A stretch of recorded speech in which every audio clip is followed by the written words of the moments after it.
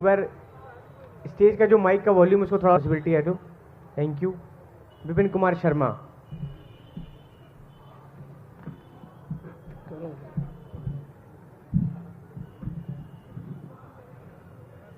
सबसे पहले मेरी आवाज़ आ रही ठीक से? पहली बार आया ना तो थोड़ा सा इसलिए पूछ लेता हूँ। सबसे पहले नमस्ते करता हूँ आप सबको, आपको और आज तक के कैमरे को।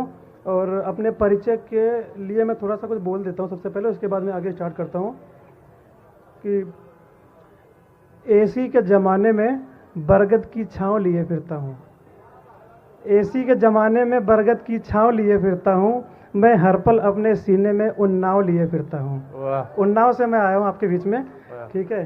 और कुछ लिखा हूँ, थोड़ी बहुत तुकबंदियाँ, वो आप लोगों के सामने प्रस्तुत करता हूँ कि जीवन का हर भार उठाना ढोना पड़ता है। जीवन का हर भार उठाना ढोना पड़ता है। गम, खुशियाँ, उपलब्धि सब में रोना पड़ता है। कि अमर तिरंगा नील गगन पर नर्तन करने लगता है। जब अमर तिरंगा नील गगन पर नर्तन करने लगता है, जन जन के मन मंदिर में परिवर्तन करने लगता है। कि शहर की शाम यदि गुमनाम अंधेरों में खो जाए। ऐसा होता नहीं है, लेकिन कल्पना कर सकते हैं आप लोग, और उसके बाद लास्ट में जो निकलेगा वो पता चलेगा क्या कहना चाह रहा हूँ मैं। कि शहर की शाम यदि गुमनाम अंधेरों में खो जाए, चमक उड़गुन की बढ़ करके यदि दिनमान हो जाए, असंभव शब्द ना होगा हमारे इस नए युग में, बशर्ते आदमी इस दौर का इंसान हो जाए।